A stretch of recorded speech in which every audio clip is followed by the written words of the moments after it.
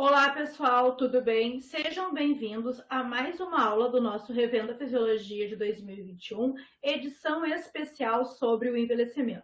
Eu me chamo Silvia Elisandra Bitello Nunes e na aula de hoje vou falar com vocês a respeito das alterações do sistema gastrointestinal induzidas pelo envelhecimento. Na nossa aula de hoje, vamos falar um pouquinho sobre o envelhecimento em relação ao sistema digestório, suas estruturas, órgãos anexos e funções, em relação às alterações promovidas no sistema gastrointestinal pelo processo de envelhecimento. Falaremos sobre alterações na mastigação, no esôfago, estômago, pâncreas, fígado, intestino delgado, cólon, reto e ânus, e falaremos a respeito da anorexia fisiológica do envelhecimento e da hipotensão pós-prandial. O envelhecimento ele é um processo global. Dados estimam que em 2050, 22% da população mundial terá 60 anos ou mais, e aqui no Brasil, um quarto da população terá 60 anos ou mais. O aumento da expectativa de vida ocorreu devido a avanços na área tecnológica, ao maior acesso ao saneamento básico e a avanços na área da medicina. O envelhecimento ele é um processo dinâmico e progressivo, caracterizado por declínio de funções fisiológicas e bioquímicas, por exemplo, exaustão de células-tronco, disfunção mitocondrial, autofagia reduzida, alterações epigenéticas, perda de telômero e homeostase de proteínas prejudicadas. No envelhecimento ocorre perda progressiva dos tecidos e da funcionalidade do órgão, falha tanto do sistema imune quanto antioxidante. E as interações entre os fatores ambientais e os fatores genéticos vai ser determinante na longevidade. Em relação às suas funções, o sistema gastrointestinal é responsável por motilidade, digestão, secreção, absorção e excreção.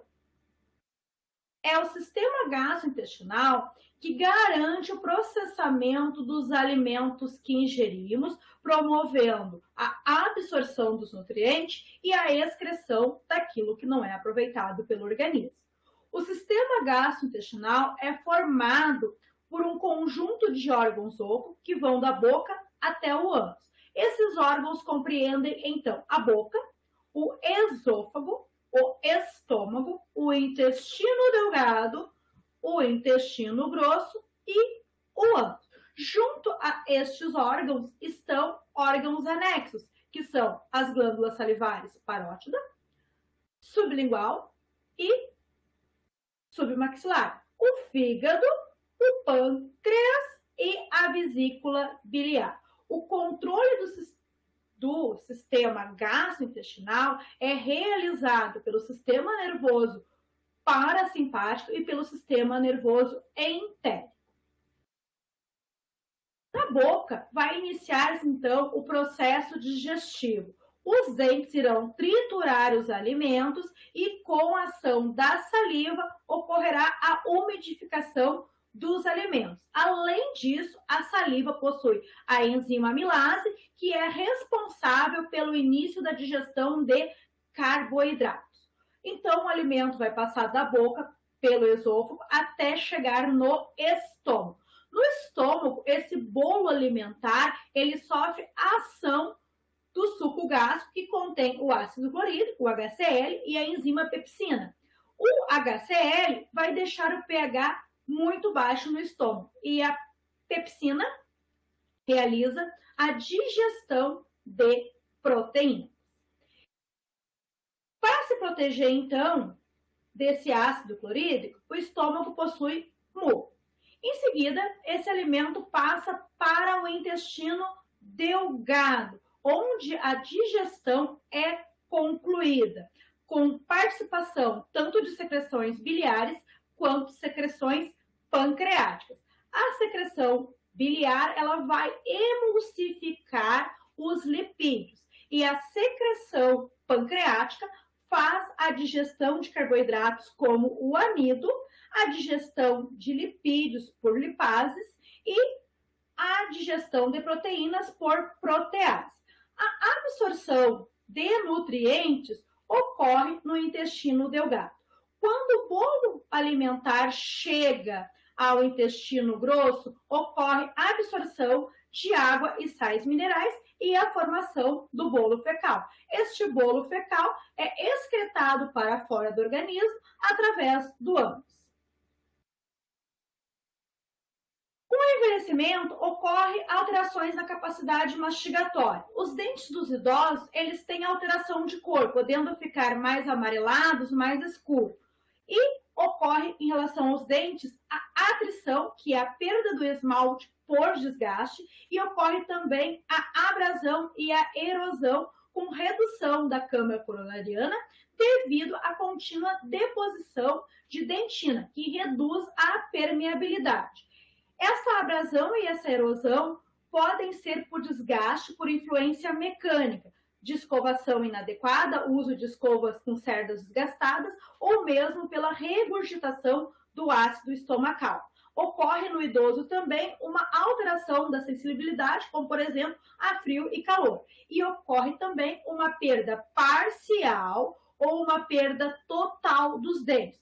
E com isso o idoso pode fazer uso ou não de próteses dentárias. Próteses dentárias mal ajustadas, ausência parcial de dentes ou ausência total de dentes impactam no processo de trituração e de mastigação dos alimentos e, consequentemente, no processo de digestão. Em relação às glândulas salivares, elas sofrem uma redução da atividade, que varia de 20% a 30% com o envelhecimento, e uma redução em seu volume. Então, as glândulas parótidas, sublingual e submaxilar vão reduzir seu volume. E o que ocorre com isso? Uma mudança na composição química da saliva, que vai estar sendo produzida em menor quantidade, porém com maior viscosidade. Por que isso ocorre? Porque existe uma redução na quantidade de secreção de pitialina e um aumento da secreção de mucina. Além disso, a amilase também será produzida em menor quantidade. Com isso, ocorre o quê? A perda da textura superficial da mucosa oral, ocorre a xerostomia, que é a boca seca ou a secura dos lábios, e uma dificuldade no processo de mastigação. A língua, durante o processo de envelhecimento, sofre alterações em relação à sua musculatura e também alterações na estrutura superficial, que corresponde ao quê? A perda ou atrofia das papilas gustativas. Então, a língua torna-se lisa e plana.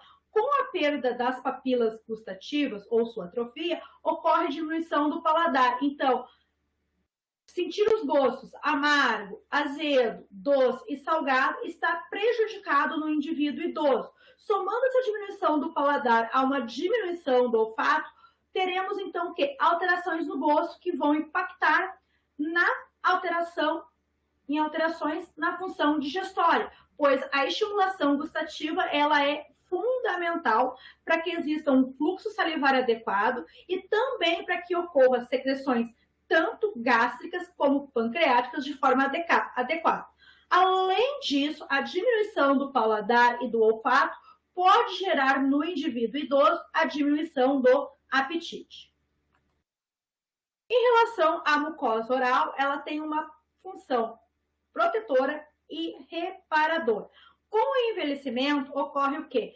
A diminuição ou a menor espessura da mucosa oral. Ela fica mais fina e também aumenta o grau de queratização. É muito comum no idoso gengivas mais esbranquiçadas.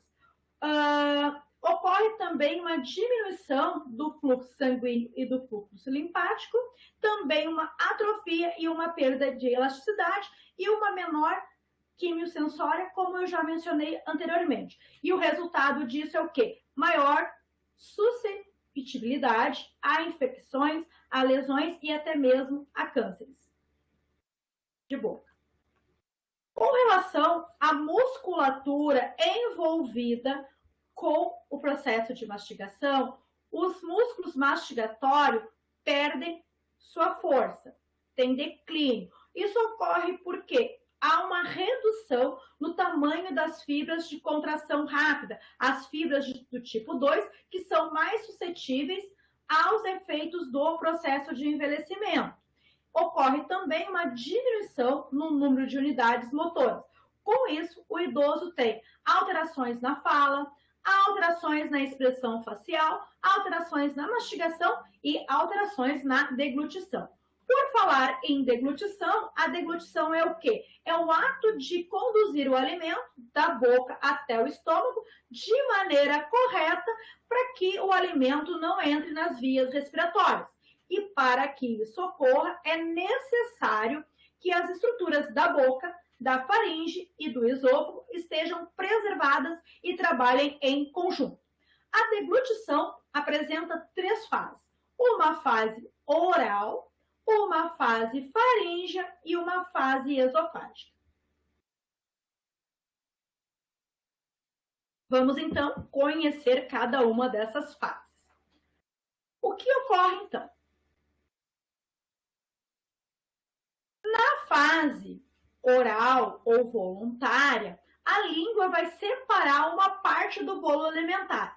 E esse bolo alimentar vai ser comprimido contra o palato duro, para cima e para trás da boca, forçando então o bolo alimentar contra a faringe, onde estímulos táteis vão iniciar o reflexo da deglutição.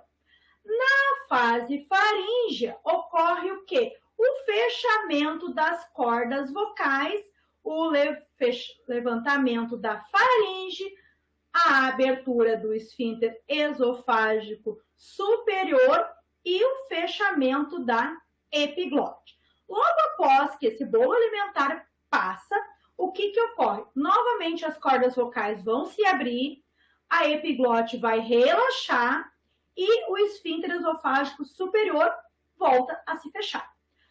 A fase esofágica, consideramos que essa motilidade do esôfago como sendo a continuação da deglutição, porque uma onda peristáltica começa logo após o esfíncter esofágico superior e vai deslocar o bolo alimentar em direção ao esfíncter esofágico inferior, que vai relaxar, abrindo, permitindo então a passagem do bolo alimentar para o estômago, que sofre relaxamento receptivo na sua parte do fundo.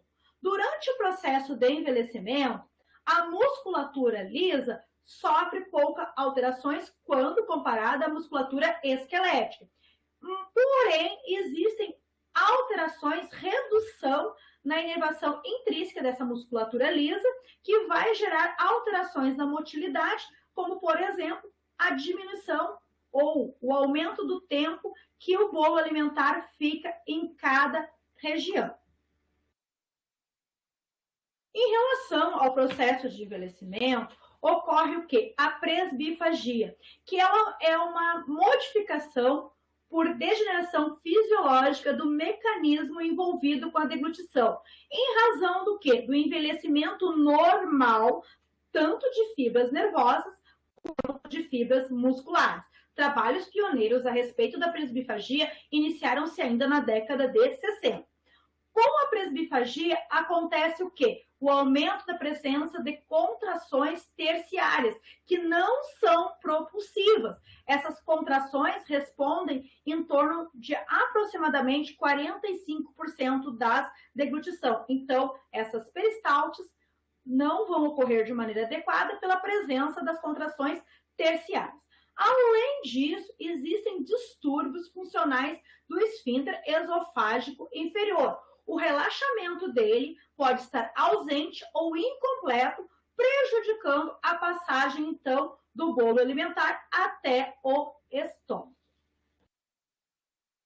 Estudos de Bensanco e colaboradores, realizado em 2014, analisou, através de um traçado nanométrico, indivíduo jovem com indivíduo idoso, saudável, na postura ereta, mostrando que uma maior dificuldade no relaxamento do esfíncter esofágico inferior com o avanço da idade. Aqui embaixo, nesse mesmo estudo, é demonstrado a questão da deglutição de água na postura lateral direita, na postura ereta e também a deglutição de sólido, no caso desse estudo, o pão. Em cinza nós temos indivíduos jovens e em preto indivíduos velhos ou idosos. E o que ocorre? Quando comparamos indivíduos, nesse estudo, quando compararam indivíduos idosos com indivíduos mais jovens, percebeu-se que o processo de deglutição está comprometido e em indivíduos mais velhos, principalmente quando se refere à deglutição de sólidos. Aqui do lado nós temos também dois traçados nanométricos. O A refere-se ao indivíduo jovem e o B ao indivíduo idoso. Aqui no A, no B e no C, tanto no indivíduo jovem quanto no indivíduo idoso, nós temos o quê? Ondas de contração. Percebemos então que no indivíduo idoso existe o quê? Contrações terciárias aqui no A e B, que são contrações não propulsivas, e quando foi feita a análise do esfíncter esofágico inferior, percebeu-se que o seu relaxamento está comprometido no indivíduo idoso. Além da presbifagia, pode ocorrer em indivíduos idosos a disfagia. A disfagia pode ser considerada qualquer tipo de alteração na deglutição causada pelo processo de envelhecimento. Essa disfagia ocorre porque a lentidão no mecanismo de deglutição, a diminuição da sensibilidade orofacial, a diminuição da força e da motilidade de estruturas orais que podem propiciar a disfagia, e essa disfagia está associada ao quê? A desnutrição e desidratação em indivíduos idosos, porque indivíduos idosos com disfagia têm pouco estímulo para consumo de bebidas e alimentos. A disfagia, então, vai se caracterizar por transtornos na função da deglutição em razão tanto de doenças neurodegenerativas quanto da neurodegeneração do sistema nervoso entérico normal do envelhecimento, quanto a perda de tecidos e estruturas pelo envelhecimento. Tais alterações da disfagia é acompanhada por uma redução dos movimentos e na sensibilidade orofacial e uma maior predisposição ao quê? A redução do reflexo de proteção das vias aéreas, possibilitando que durante o ato de deglutição o idoso possa ter penetração de corpos estranhos através de aspirações que podem levar a pneumonias. É muito comum em idosos acima de 60 anos, principalmente quando são homens, uma disfagia oral e faríngea, porque ela está associada a um aumento da duração dessas fases em indivíduos idosos do sexo masculino. Além disso, na disfagia pode ocorrer o quê? Azia frequente, rouquidão e dor ao deglutir e o risco de engasgamento. Em relação às alterações no estômago, podemos citar que a diminuição da secreção salivar na fase oral, ela vai comprometer o relaxamento receptivo do fundo gástrico à chegada de alimento. É menor, então, esse relaxamento receptivo. Além disso, o tempo de esvaziamento do estômago, principalmente para líquidos, ele é aumentado com o avanço da idade. As secreções das células parietais, que é a secreção do ácido e a secreção do fator intrínseco, vão estar comprometidas, vão ser menores. Também é menor a secreção de pepsina pelas células principais. E no indivíduo idoso, há uma maior prevalência de colonização pela bactéria H. pylori, e isso representa em torno de 75% da colonização estomacal. Para compreender melhor como é que funcionam essas células que produzem as secreções no estômago, vamos ver cada uma delas, então, agora de maneira sucinta, separada. Então, nós temos o que aqui? uma glândula gástrica, que é uma glândula oxítica, e nós temos aqui todas as células que formam essa glândula gástrica. Aqui em cima nós temos a mucosa gástrica. E o que ocorre então?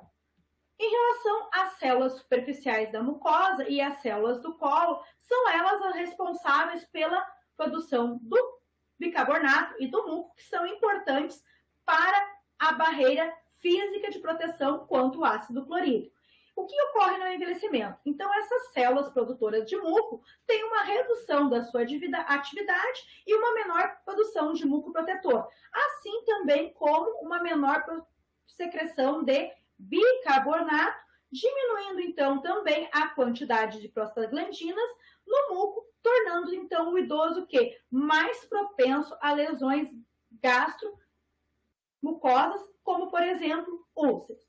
Ainda em relação às células do estômago, a célula parietal, como eu já disse, mencionei, vai produzir menos ácido gástrico, comprometendo então a ativação da pepsina e a morte de bactérias pró-inflamatórias, e também vai reduzir a produção do fator intrínseco, que vai impactar na absorção da vitamina B12. Além disso, as células principais da glândula oxíntica vão produzir menos pepsinogênio. O pepsinogênio é a forma inativa da pepsina, que precisa ser clivada na presença do ácido gástrico para poder digerir as proteínas no estômago. Com a diminuição do ácido gástrico, ocorre o quê? Uma maior estimulação da célula G, que produz a gastrina. Por que isso ocorre? Porque a gastrina é um estimulante da produção do ácido gástrico. Por isso, no idoso pode ocorrer uma condição chamada de hipocloridria. A hipocloridria ela é mais frequente em pessoas acima de 65 anos. E o que ocorre na cloridria? Ocorre uma menor secreção do ácido clorídrico, fazendo com que o pH estomacal aumente, e isso faz com que a digestão esteja comprometida. As causas mais comuns da hipocloridria são o quê? A gastrite e o aumento da colonização pela bactéria H. pylori. Aqui no estômago saudável, nós temos o quê? A produção do ácido clorídrico normalizado e o esfíncter esofágico inferior completamente fechadinho.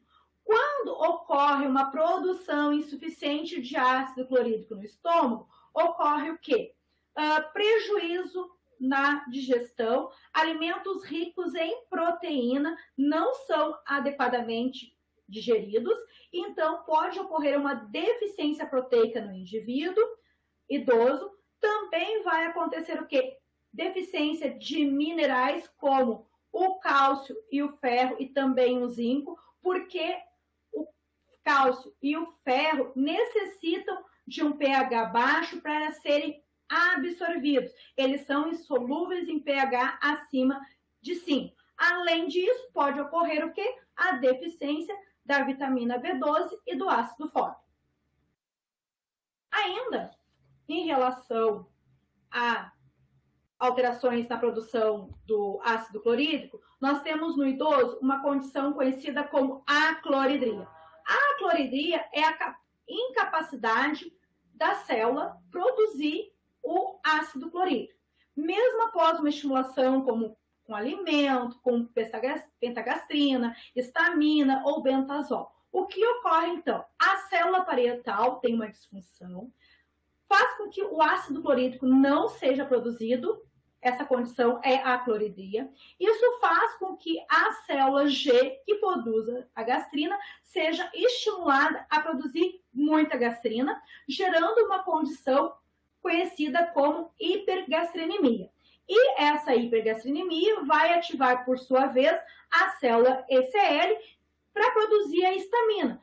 Então, aumenta a produção de gastrina e histamina. Por que isso ocorre? Porque gastrina e histamina são estimuladores da secreção da célula parietal. Então, a gastrina sérica, sendo avaliada, ela serve como um marcador da secreção do ácido gástrico. E a cloridria tem como sintomas a dor, a náusea, o inchaço, a fraqueza e o refluxo gastroesofágico. Ainda em relação a acloridria, é importante dizer que a causa mais comum dessa acloridria é a gastrite atrófica crônica, aonde ocorre o quê? Uma perda da glândula oxíntica. E é essa glândula oxíntica que possui a glândula, ou melhor dizendo, a célula parietal. E essa célula parietal, como eu já mencionei, vai produzir o ácido clorídrico e o fator intrínseco. Sendo assim, então, vai ter prejuízo na digestão. E essa acloridria, ela está presente em aproximadamente 15% da população idosa e considera-se que ela possa ser iniciada por uma infecção por bactéria H. pylori. Ainda falando sobre a mucosa, sobre a glândula gástrica, existe o quê? A atrofia grave da mucosa gástrica. Faz com que não ocorra, melhor dizendo, a secreção do ácido clorídrico e do fator intrínseco, ou uma menor secreção de fator intrínseco. Isso faz com que o quê? Ocorra uma menor absorção de vitamina B12.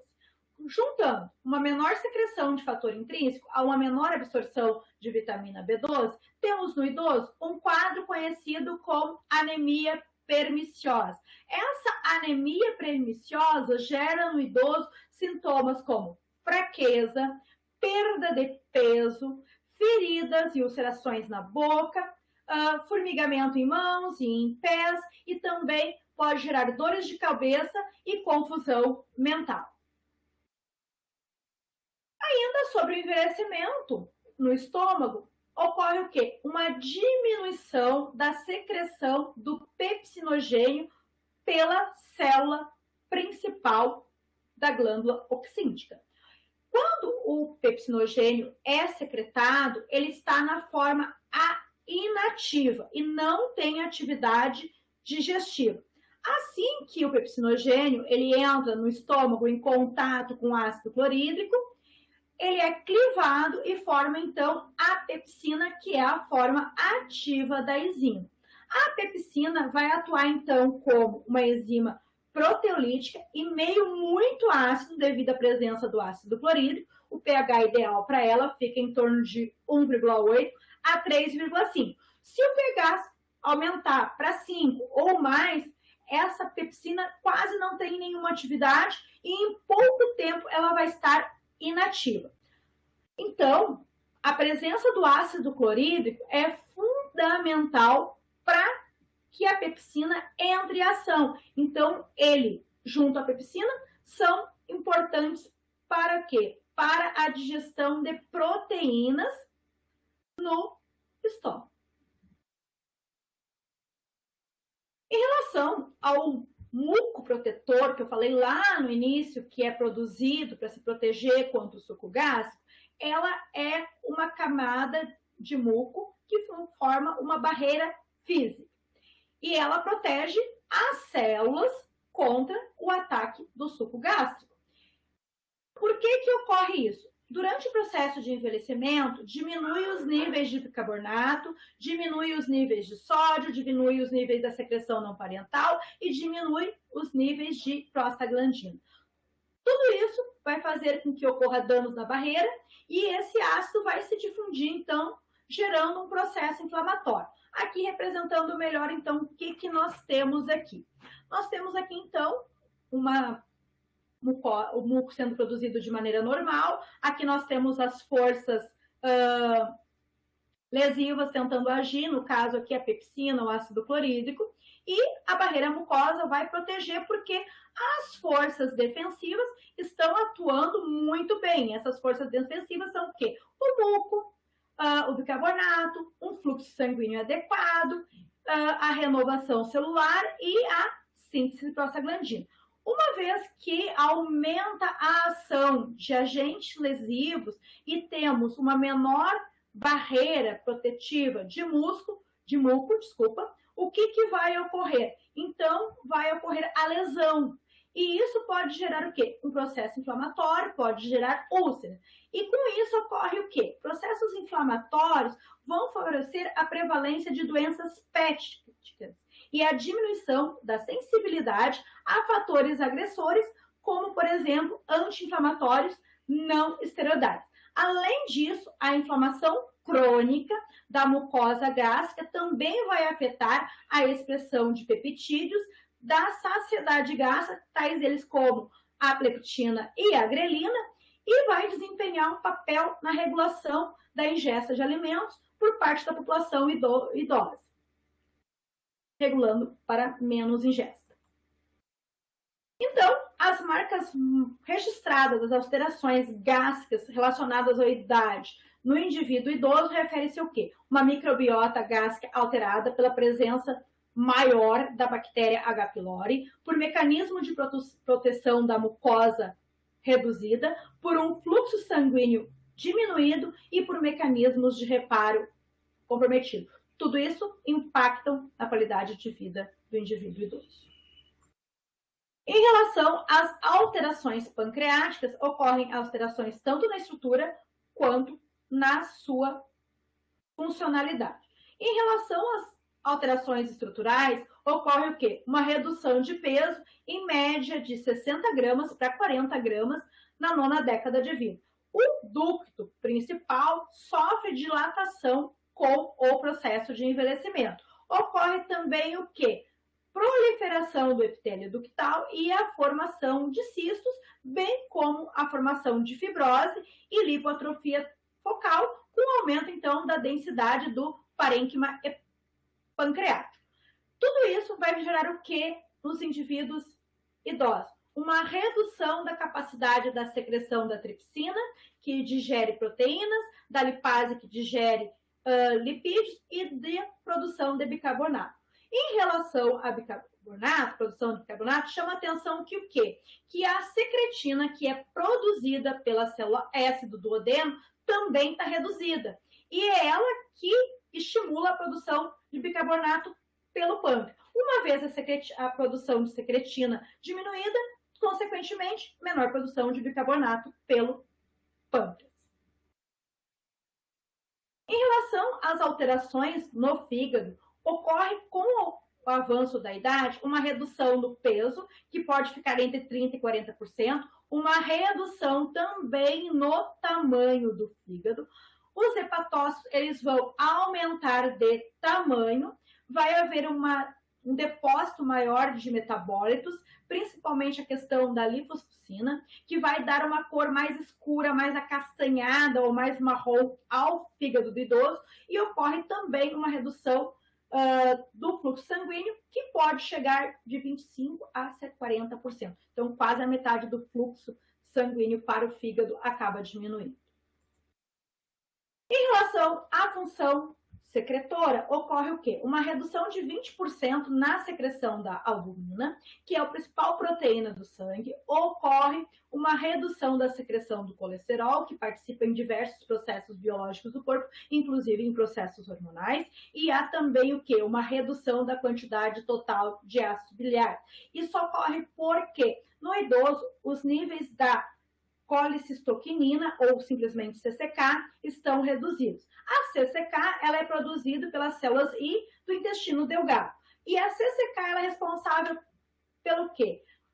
Pela ejeção, pela contração da vesícula biliar para ejetar a bile e também pela abertura do esfíncter de Oddi para que essa bile possa ser ejetada. E ocorre também com o envelhecimento o aumento da alfa-ácido glucoproteína, que está associada a processos inflamatórios. Ainda em relação ao fígado, cabe aqui salientar a questão do metabolismo de medicamentos. No fígado, então, nós temos o quê? Uma fase 1, que se refere à oxidação, hidrólise e redução dos metabólitos, tornando-os ativos ou inativos. Isso ocorre no citocromo T450. Essa primeira fase, então, ela está diminuída no idoso. Porém, a segunda fase, que envolve a excreção de metabólitos inativos, ela apresenta pouca alteração na sua atividade, porque as enzimas envolvidas com o processo de conjugação e glucorização não sofrem tanta ação do processo de envelhecimento. E essa alteração na primeira fase, está relacionada às alterações na estrutura e na função hepática, principalmente com o quê? Com a desintegração do hepatócito, com o aumento de gordura hepática e com a diminuição do glicogênio. Como eu falei anteriormente, tem uma diminuição do fluxo sanguíneo.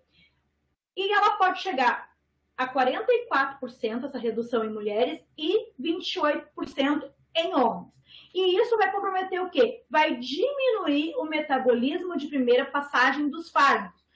E a relação à taxa de metabolismo de fármacos pelo citocromo P450, existe uma redução de 35% nos indivíduos idosos. Quando comparado indivíduos idosos com indivíduos mais jovens, essa redução aumenta para 40%. E durante o processo de envelhecimento ocorre o quê? Uma incidência maior de disfunção hepática e a capacidade enzimática do fígado vai estar diminuída entre 30% e 40%. E isso impacta no que, então? A diminuição da metabolização hepática vai fazer com que a biodisponibilidade do fármaco e o tempo de sobrevida desse fármaco esteja aumentado. Então, é necessário que a atenção às doses dos medicamentos consumidos pelos idosos para prevenir um efeito de toxicidade. Por isso, é fundamental que sejam realizados exames periódicos de função hepática e de lesão hepatocelular pela população idosa. A função hepática ela pode ser dosada através de bilirrubinas, da albumina e de fatores de coagulação. A presença de lesão hepatocelular pode ser avaliada através de exames de transminases e a presença de lesões caniculares pela presença ou não de fosfatase alcalina e da gama-glutamil transferase. Seguimos, então. Chegamos agora, então, às alterações intestinais. Agora vamos falar a respeito do intestino delgado. Com o processo de envelhecimento, o intestino delgado ele sofre alterações nos plexos nervosos. Sofre também um enfraquecimento muscular da camada muscular externa, que é formado pela camada muscular longitudinal externa e pela camada muscular circular interna. Sofre também alterações na muscular da mucosa. Além disso, o enfraquecimento muscular vai gerar alterações na peristalte e vai gerar também alterações no esfíncter exterior. Lembrando que a principal função do intestino delgado é o quê? Concluir o processo de digestão, absorver os alimentos, ou melhor dizendo, os nutrientes. E ele produz enzimas digestivas que vão estar apoiadas pelo pâncreas e pelo fígado. Em relação às alterações estruturais no intestino delgado, a região da superfície da mucosa, ela sofre redução na sua superfície, assim como ocorre redução da altura das vilosidades intestinais. O fluxo sanguíneo, com o aumento da idade, ele vai estar reduzido entre 40% e 50%. Então, as alterações relacionadas à idade referem-se o quê? Na morfologia do intestino delgado. Ainda a respeito do intestino delgado, as alterações absortivas são pouco alteradas para a maioria dos nutrientes, incluindo açúcares e proteína, mas está alterada ou pouco alterada para alguns nutrientes específicos que eu vou falar depois. E o trânsito intestinal, ele não apresenta, então, alterações significativas com o aumento do envelhecimento. Em relação, então, à absorção, nós verificamos o que com o processo de envelhecimento? A diminuição da absorção dos lipídios. Então, aqui representado nós temos uma vilosidade, então a gente ampliou aqui os enterócitos para mostrar a célula absortiva do intestino. O que acontece? Então, há uma discreta diminuição da absorção de lipídios, principalmente quando o indivíduo idoso ingere uma alimentação rica em lipídios, causando uma sobrecarga. Além das alterações no pâncreas e nas secreções biliares, que compromete a digestão de lipídios, existe uma redução na absorção, e isso deve-se o quê? A redução na capacidade de ressíntese de triglicerídeos na célula da mucosa. A absorção de gorduras pode ser mais demorada no idoso, induzindo o quê? A uma maior saciedade pós-prandial. De modo geral, a absorção de lipídios envolve uma série de etapas que eu vou falar para vocês de modo sucinto. Então, o que ocorre inicialmente? A digestão inicia-se, então, lá no estômago, pela ação da lipase lingual e da lipase gástrica. Ocorre depois de quê? Uma emulsificação de lipídios no duodeno, pela presença de sais biliares e também pela presença do peristaltismo, que são os movimentos do intestino delgado. Posteriormente, ocorre o quê? A degradação do triglicerídeo pela lipase pancreática, que também está reduzida no idoso. E a formação de micelas. Formou uma vez a micela, é feita a difusão de ácidos graxos através da membrana da borda escova, que muitas vezes está comprometida no indivíduo idoso. Ocorre, então, o quê? Uma ressíntese de triglicerídeos, a formação de um quilomicro, e esse quilomicro, então, vai ser transportado para os ductos linfáticos. Além dessa questão da absorção de lipídios, a absorção de outros nutrientes, como o ácido fólico, a vitamina B12, que eu já mencionei, o cálcio, o cobre, o zinco e o ácido dos graxos, que eu estava falando, e o colesterol pode estar prejudicada no indivíduo idoso, segundo estudos. Em relação à microbiota intestinal, ela também se altera com o envelhecimento, assim como acontece com a questão das bactérias da microbiota do estômago. Então, ocorre o quê?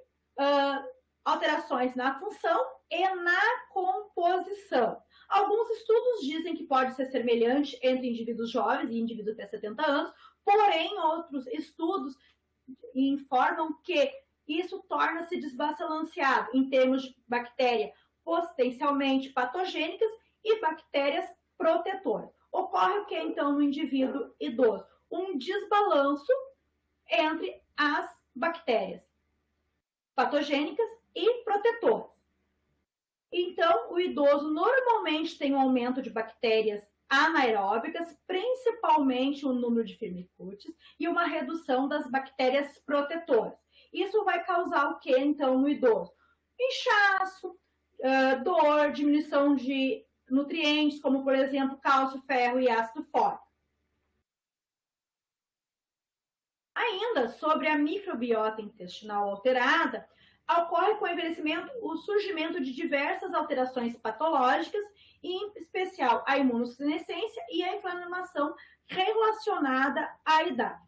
No intestino, então, do indivíduo envelhecido, ocorre uma redução da superfície da mucosa e das velocidades, como eu mencionei anteriormente, e alterações na motilidade, permitindo o quê? Uma hiperproliferação de bactérias. Com essas alterações, poderá ocorrer um meio propício para o aparecimento de doenças do trato gastrointestinal. E uma dessas doenças é o quê? A disbiose, que é uma alteração indesejada da microbiota que resulta em um desequilíbrio entre as bactérias protetoras e as bactérias patogênicas.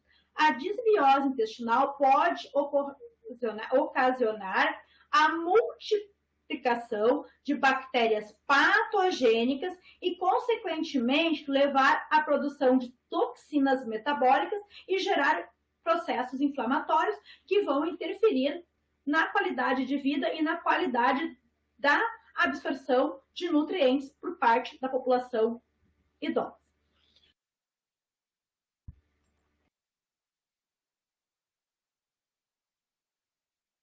Em relação às alterações no intestino grosso, ocorre o quê?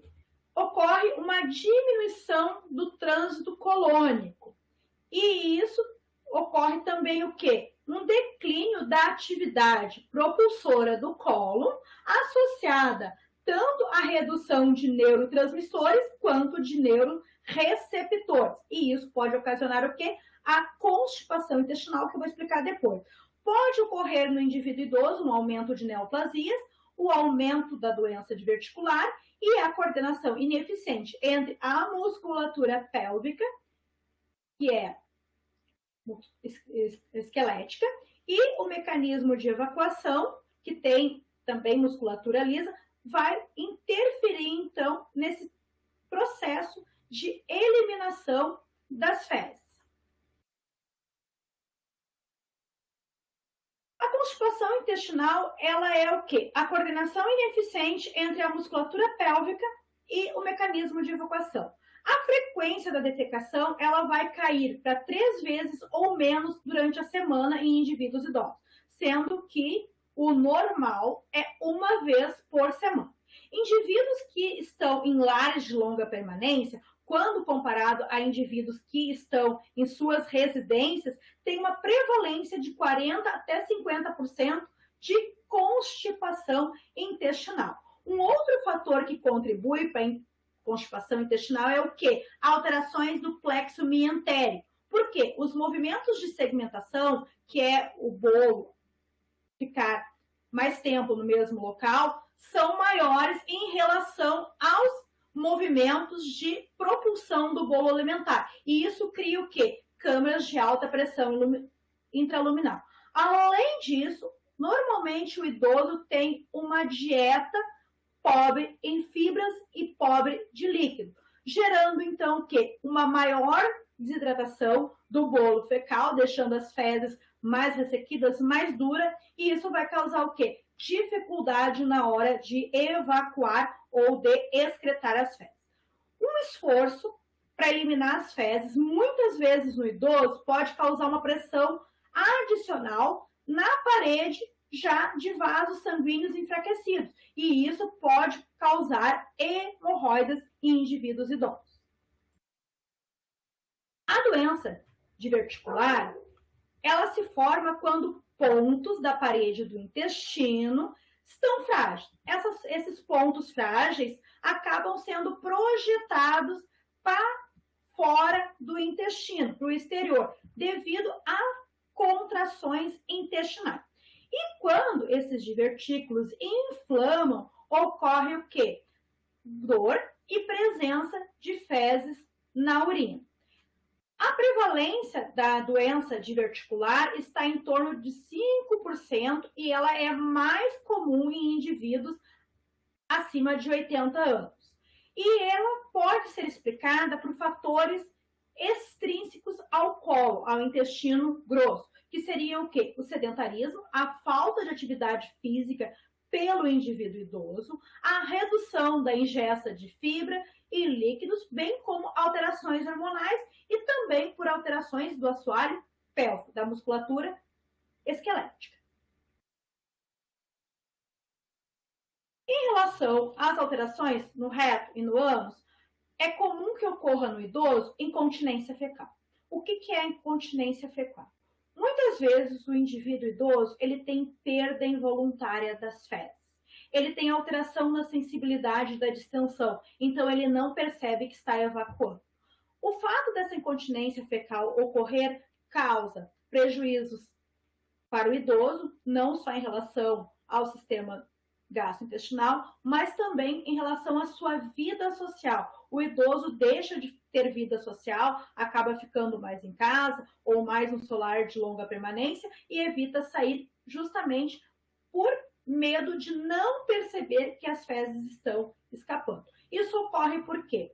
A musculatura do esfíncter externo sofre mais com o processo de envelhecimento. Ocorre o quê? Um espessamento e alterações das estruturas de colágeno, a redução da força muscular desse esfíncter, que acaba ficando mais frouxo. Então, acontece o quê? Que a evacuação ocorre com mais frequência, sem que o indivíduo consiga segurar ou até mesmo não tenha sensibilidade para perceber que está acontecendo. Então, essas alterações no plexo miantérico, o principal componente do sistema nervoso entérico, que é o responsável pelo controle da motilidade do sistema gastrointestinal, ele vai acarretar em disfunções gastrointestinais que vão comprometer a qualidade de vida dos idosos. No sistema gastrointestinal, então, o processo de envelhecimento, normalmente, ele vai se manifestar como um retardo, tanto da motilidade esofágica quanto do esvaziamento gástrico, uma aceleração do trânsito intestinal e por uma diminuição da função absortiva. Então, chegamos aos dois últimos assuntos da nossa aula de hoje, a anorexia fisiológica do envelhecimento e depois a hipotensão pós-prandial. A anorexia fisiológica do envelhecimento, ela é causada por uma saciedade precoce e por uma ingestão inadequada de calorias. Ao longo da vida, o indivíduo idoso, ele acaba ingerindo menos calorias do que necessita. E isso ocorre por quê? Há uma diminuição do relaxamento receptivo, do fundo do estômago, a chegada dos alimentos. Então, o idoso fica saciado com mais facilidade. Existe alteração na síntese de proteína relacionadas também à saciedade. Então, essas proteínas estando alteradas, o idoso sente saciedade antecipada. Neurotransmissores que regulam o apetite, como o 5-HT, a dopamina, a noradrenalina e a histamina, também reduzem com o envelhecimento.